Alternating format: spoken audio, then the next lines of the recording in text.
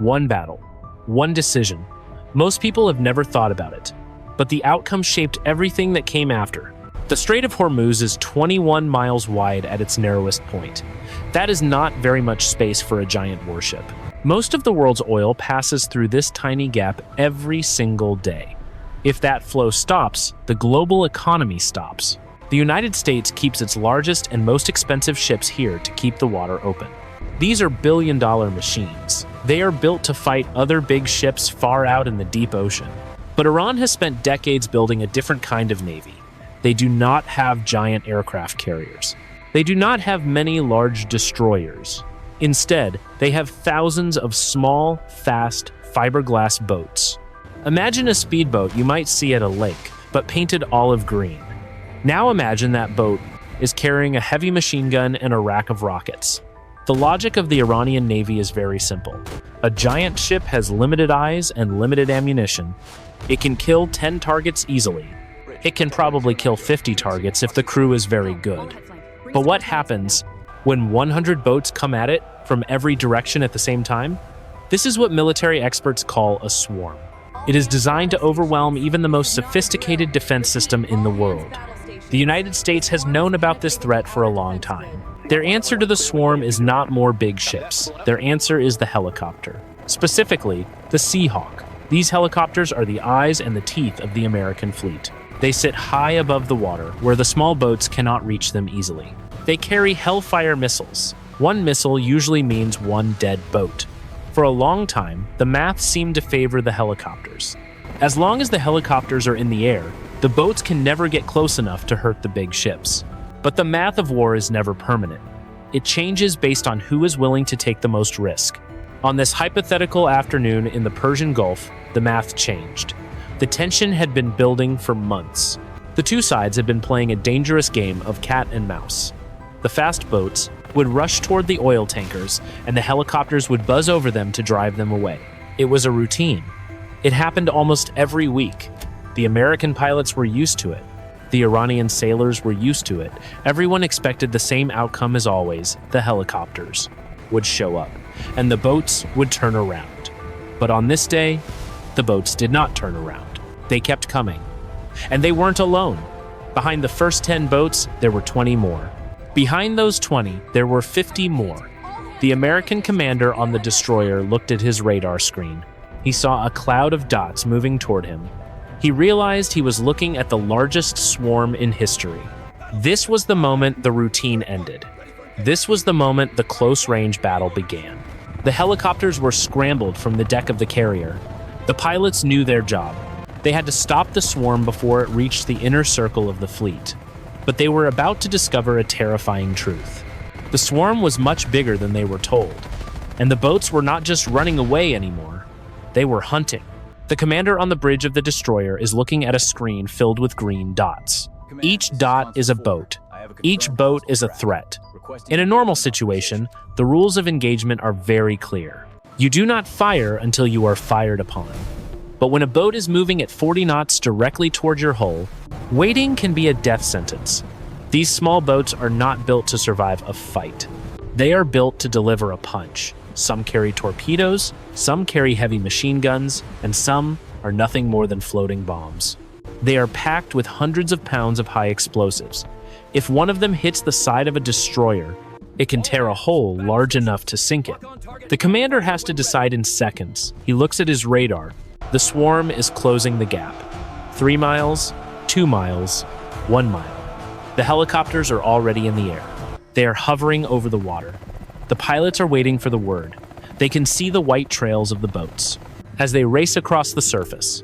They have their fingers on the triggers of their Hellfire missiles, but they need permission to kill. In this scenario, the permission comes from a single voice over the radio. The voice belongs to the commander on the destroyer. He sees a group of 5 boats break away from the main swarm. They are not just patrolling, they are accelerating. They are heading straight for the supply ship in the middle of the fleet. The supply ship is full of fuel and ammunition. It is the most vulnerable part of the group. If it blows up, the entire fleet is in danger. The commander makes the call. He gives the order to engage. The word goes out over the secure channel. Batteries released. This is the turning point. This is the moment the routine becomes a war. A Seahawk helicopter pilot pushes his machine forward. He locks onto the leading boat. A Hellfire missile slides off the rail with a roar. It covers the distance in less than 5 seconds. The boat was gone in a single explosion. The other 4 boats do not stop. They do not even slow down. They simply split apart and keep coming. This is not what usually happens. In every previous encounter, the sight of a missile was enough to make the swarm scatter. But today is different. The boats are following a plan. They are ignoring the losses. The helicopters fire again. Another boat is destroyed. Then another. The wreckage of the boats began to cover the water. But for every boat that dies, 2 more seem to appear on the horizon. The American pilots realize they are in a race against time. They have a limited number of missiles. A Seahawk can carry 8 Hellfires at most. Usually, they carry 4 to save on weight and fuel. There are 4 helicopters in the air. That means 16 missiles are ready to fire. The commander looks at the radar again. There are still 80 boats in the water. The math is starting to look very bad for the Americans. This is the moment the pilots realize they cannot win by just shooting. They are going to run out of ammunition long before the swarm runs out of boats. And once the missiles are gone, the helicopters are just expensive cameras in the sky. They have door guns, but those are meant for short range. To use them, the pilots have to get close. And getting close means getting within range. Up until this moment, the boats have not fired back. But as the helicopters descend to use their machine guns, the first flash comes from the deck of a fast boat. It is not a machine gun. It is a shoulder-fired anti-air missile, a small, heat-seeking tube held by a single sailor. The American pilots hear the scream of the missile warning system in their headsets. The hunters have just become the hunted. The turning point is complete. The battle is no longer about protecting the fleet. It is about survival. 1 missile is in the air, then 2, then 3. The Iranian sailors on the boats are using shoulder-fired missiles. In the military, they call these man-pads. They are small, cheap, and easy to use. You just point the tube at the heat of the engine and pull the trigger. The American Seahawk helicopters are tough machines, but they are not designed to dodge dozens of missiles at once. The cockpit is suddenly filled with screaming alarms. The pilots have to make a choice. They can stay and keep firing at the boats, or they can drop flares and dive for the water to save themselves. They choose to survive. Clouds of burning flares shoot out from the sides of the helicopters. They look like fireworks intended to trick the heat-seeking missiles. It works for a moment. The first wave of missiles hits the flares and explodes harmlessly in the air, but the helicopters have stopped shooting, and that is exactly what the swarm wanted. While the pilots are busy defending themselves, the boats are moving faster. They are closing the distance to the destroyer. They are now less than half a mile away. This is where the battle gets messy. Modern naval weapons are designed for long range. They use radar to find a target 10 miles away and hit it with perfect accuracy. But at half a mile, the radar starts to struggle. The small boats are made of fiberglass. They do not reflect radar waves very well. They sit low in the water. The radar sees the waves, the spray, and the boats all mixed together. It is like trying to find a specific bee in a cloud of thousands. The computer systems on the billion-dollar destroyer begin to freeze. They are trying to track 80 different targets at once. Each target is moving in a different direction at high speed. The automatic guns on the ship, the ones designed to shoot down missiles, are spinning wildly. They do not know which boat to shoot first. The human sailors on the deck are forced to take over. They grab manual machine guns. They are standing on a moving ship, trying to hit a moving boat while the sun beats down at over 100 degrees. The noise is deafening. The smell of burnt gunpowder and diesel fuel fills the air. On the helicopters, the situation is even worse. One pilot looks at his display. He has used 6 of his 8 missiles. He has killed 6 boats, but there are still dozens left. He realizes he is about to have an empty rail. An empty rail is the most terrifying thing a pilot can face in the middle of a fight. It means he is still in the air, but he is out of teeth. He can see the enemy, but he cannot stop them. He calls back to the carrier. He needs to land and reload, but landing takes time. Reloading takes more time. The carrier is miles away. By the time he gets back into the air, the battle will be over, one way or another. The commander on the destroyer hears the reports coming in. Over the radio, the helicopters are running dry. The ship's main guns are struggling to lock on, and the boats are now so close that the sailors can see the faces of the Iranian crews. The radio channels are flooded. Everyone is talking at once. The destroyer is calling for air support. The helicopters are calling for defensive cover.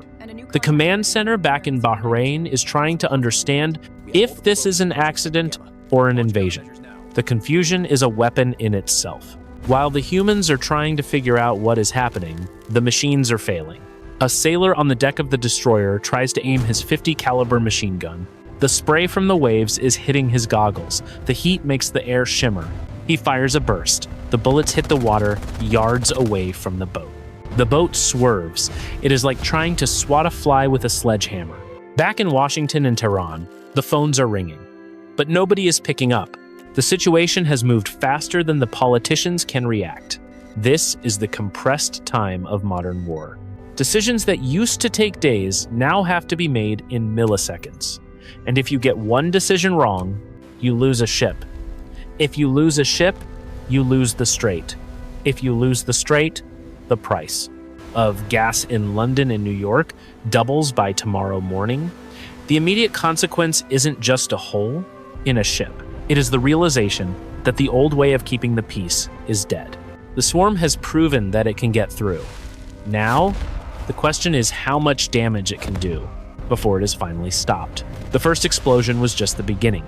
There are 79 boats left. The math of the fight is changing fast. Military planners have a name for this. They call it the cost of the kill. Usually, the side with the most money wins because they have the best tools. But in the Strait of Hormuz, the math is working backward. Think about a single Seahawk helicopter. It is a masterpiece of engineering that costs $30 million. The pilot has spent years training to fly it. The missiles it carries are called Hellfires. Each one costs about $150,000. Now look at the boats they are fighting. These are essentially speedboats made of fiberglass. You could buy one at a marina for maybe $50,000. The rockets they carry are cheap and old. The men driving them do not have years of training. They have a few weeks and a lot of courage. This is the math of death. In a perfect world, one Hellfire missile kills one boat. The United States has plenty of money, so spending $150,000 to kill a $50,000 boat seems like a win. But money is not the problem right now. Space is the problem. A helicopter can only carry so many missiles before it becomes too heavy to fly.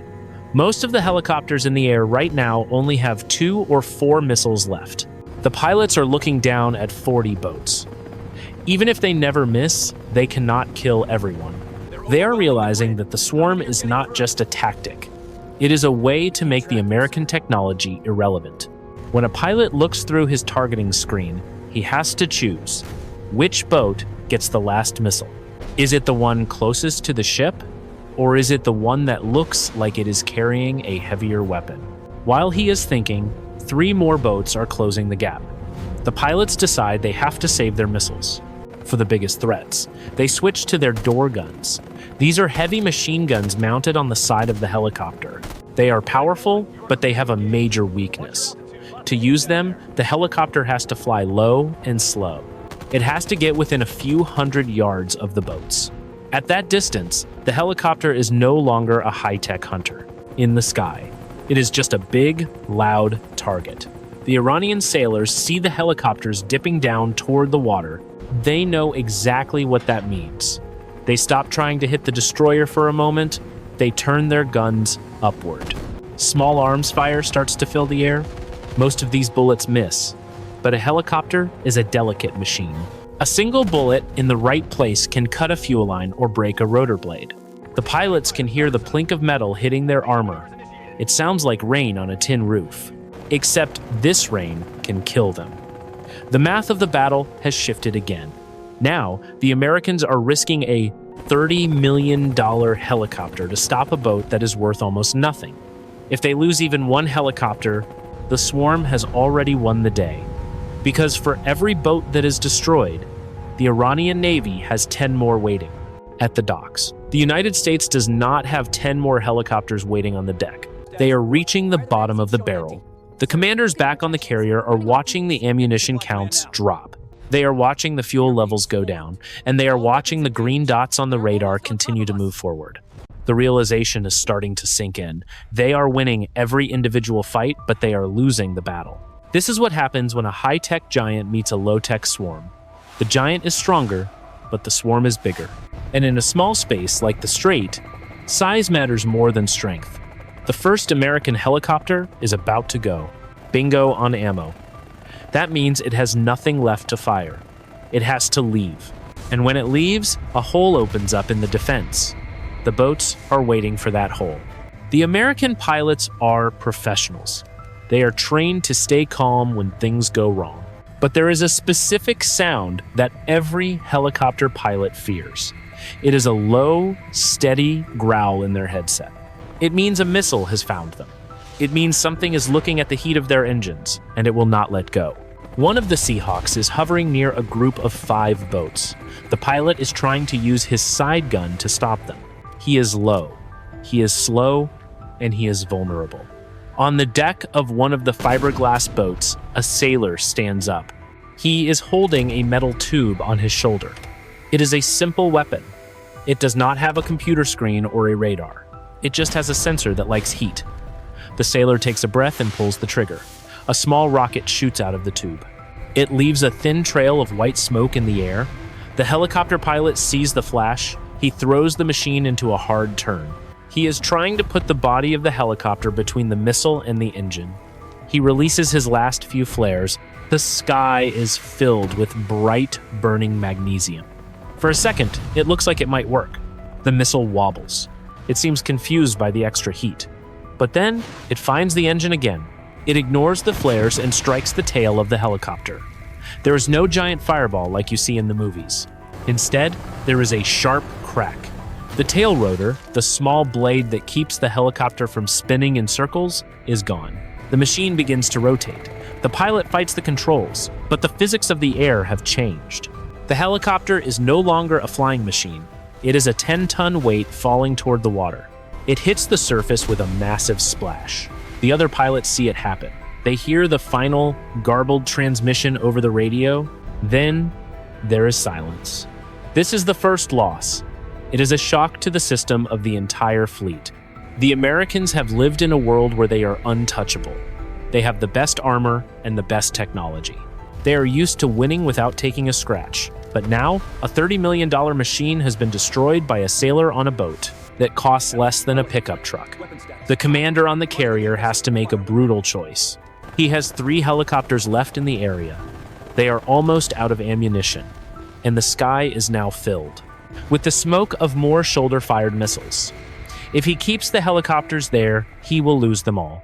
He gives the order that no one wanted to hear: withdraw. The remaining Seahawks tilt their noses down and gain speed. They move away from the swarm and head back toward the safety of the carrier. The pilots feel a sense of shame. They are leaving the destroyer and the supply ships behind. But they have no choice. A helicopter without missiles is just a target.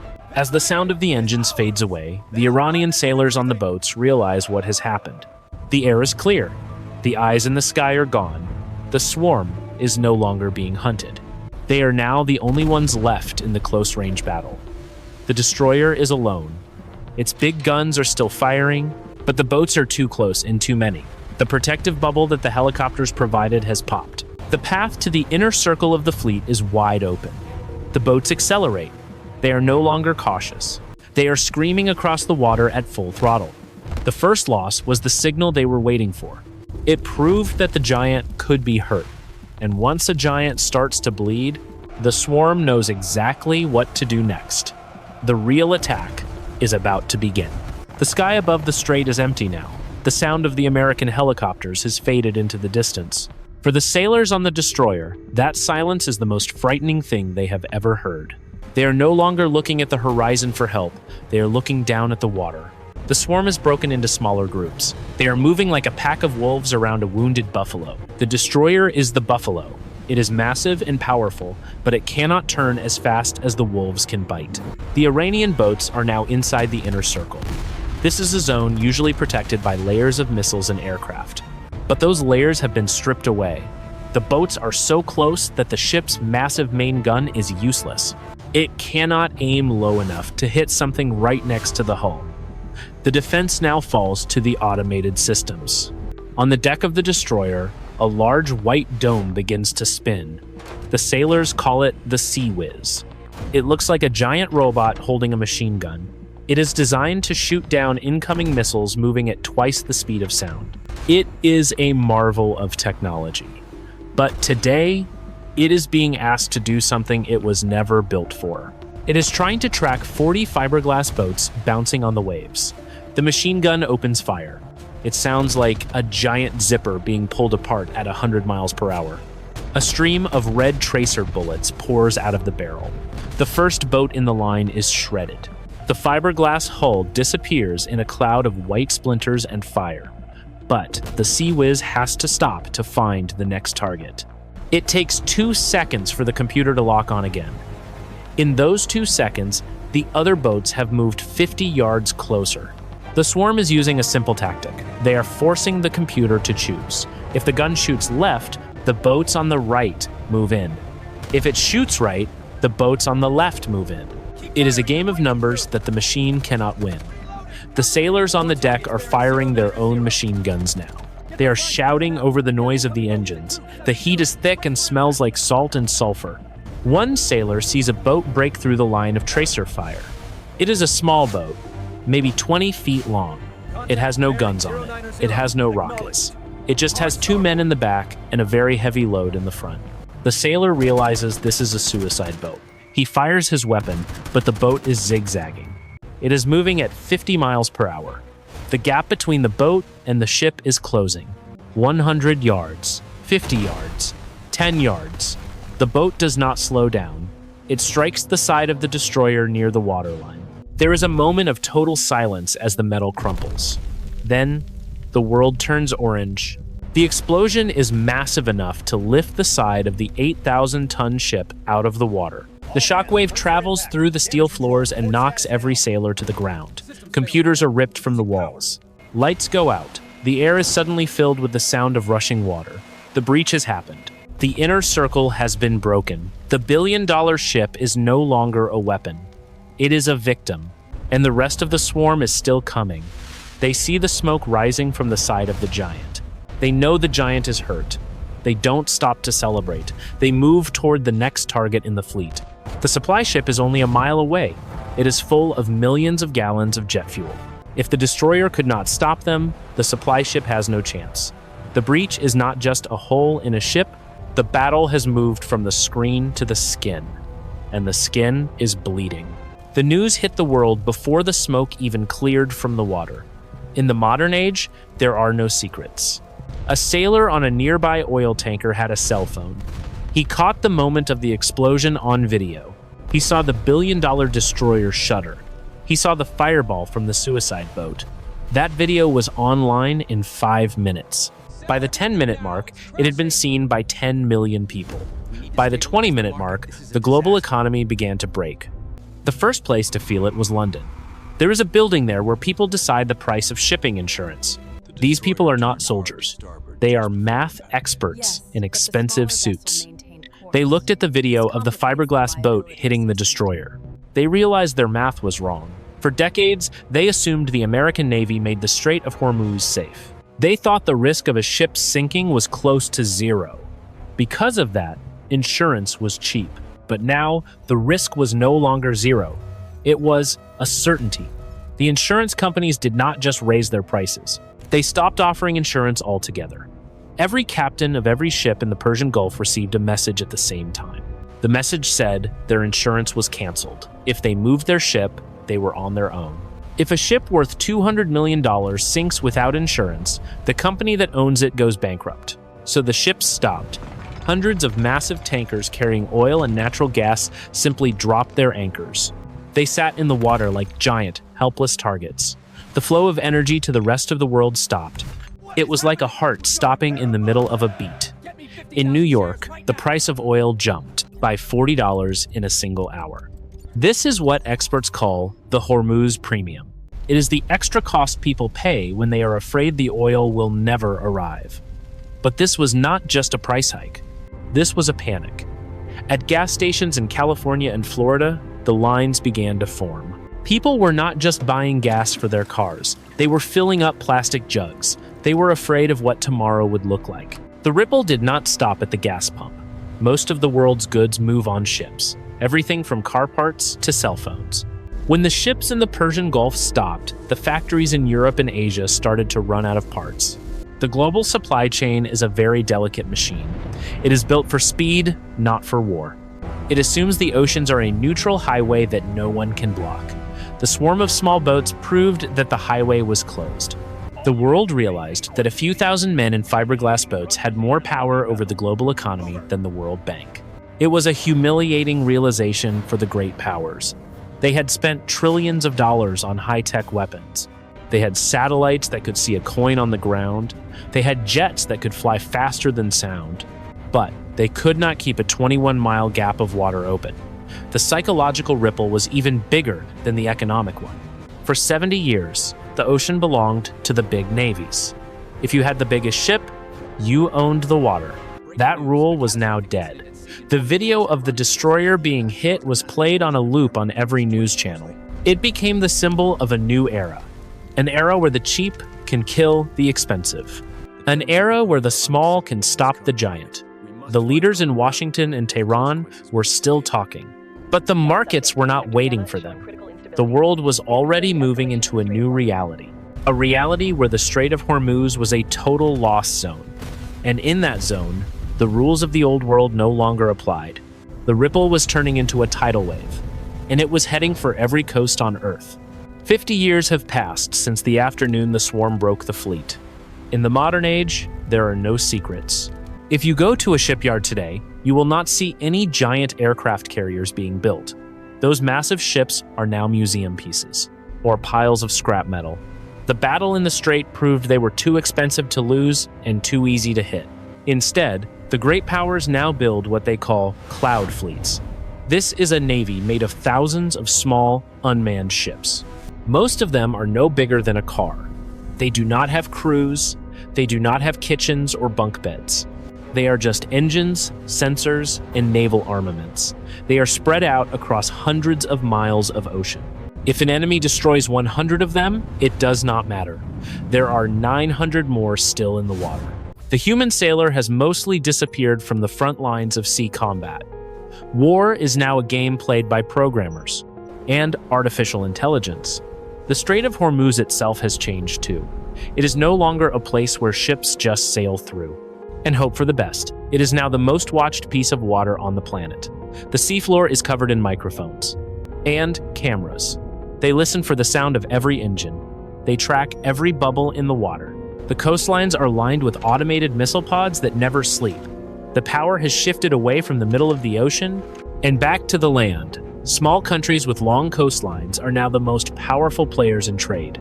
They do not need a billion-dollar navy to control their waters. They only need a few thousand cheap robots. The global economy has learned to live with this tension. Oil and gas move through pipelines on land now. The great shipping routes of the past are mostly empty. The world has become more divided. Each region takes care of its own security. The dream of a single global navy keeping the peace is gone. It died on that afternoon 50 years ago. The children born today do not even remember what a destroyer looked like. To them, the ocean is a dangerous place where machines fight other machines. Safety is something you build on your own shore. This is the new world. It is more efficient, but it is much more lonely. The impact of that single afternoon did not fade after 50 years. It did not fade after 100 years. Historians looking back from 1,000 years in the future see it as the end of an era. They call it the end of the age of the giant. For most of human history, power was about size. If you wanted to control the world, you built the biggest walls. You built the biggest castles. You built the biggest ships. The thinking was simple. The bigger you were, the safer you were.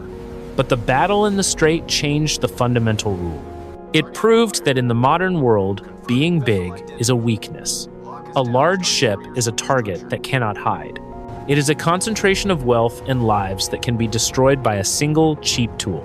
This realization changed more than just the Navy. It changed how cities were built. It changed how governments protected their people.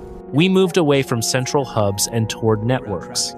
Think about how the internet works. If you destroy one computer, the internet does not die. The information just finds a different path. After the swarm proved its point, human society began to look like the internet.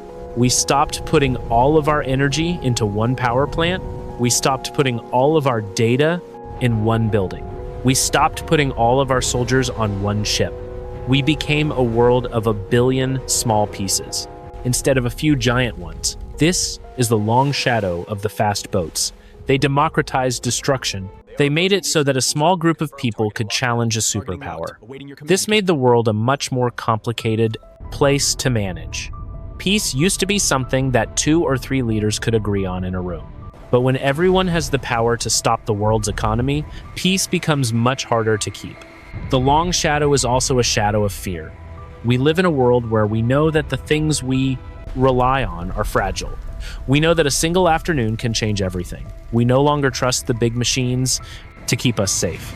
We trust the network, and we know that the network is only as strong as its smallest piece. The giant is dead. The swarm is the new king, and the shadow it casts reaches into every corner of our lives. It is a world where we are all more powerful, but we are all more vulnerable at the same time. That is the legacy of the fiberglass boat and the falling helicopter. It was the moment the scale of power shifted forever. So, what did we learn from the day the swarm broke the fleet? The first lesson is about the math of money. In the old world, we thought that spending more money meant you were safer. We thought $1 billion ship was 1 billion times harder than a rowboat. But we were wrong. Technology has made it very cheap to destroy things. It is still very expensive to build them. When a $50,000 boat can kill a $30 million helicopter, the side with the most money actually has the most to lose. This is the lesson of asymmetry. If you are a giant, you have to be perfect every single time. If you are the swarm, you only have to be lucky once. The second lesson is about the limit of the machine. We built our weapons to be smart and fast, but we forgot that they are still physical objects. They need fuel and they need bullets. A helicopter can see everything and hit anything, but it can only carry a few missiles. Once those missiles are gone, the smartest machine in the world is just a piece of metal in the air. In a close-range battle, the side that runs out of bullets first is the side that loses. It does not matter how much the bullets cost if you do not have enough of them. The third lesson is about the power of the map. Geography is the one thing technology cannot change. The Strait of Hormuz is 21 miles wide. It has been that way for thousands of years. It is a narrow hallway. If you put a giant in a narrow hallway, he cannot move. He cannot use his reach. He cannot hide. The swarm did not win because they were better sailors. They won because they chose a place where the giant could not fight back. The fourth lesson is about the speed of truth. War is no longer something that happens in secret. A single video on a cell phone can destroy a global economy faster than a bomb. The moment that destroyer was hit, the battle was over. It did not matter if the American Navy eventually sank every boat in the water. The world had already seen the giant bleed. The insurance companies had already canceled their policies. The panic had already started. Information is now a weapon that travels at the speed of light. And finally, the fifth lesson is about the danger of pride. We believed that our technology made us untouchable. We believed that the old rules of war did not apply to us anymore. But the ocean is a cruel place. It does not care about your budget or your history. It only cares about physics. The day the helicopters ran dry was the day we realized we were not in control. We were just visitors in a world that belonged to the swarm. This is a hypothetical scenario based on the historical record. Real outcomes would depend on factors no model can predict.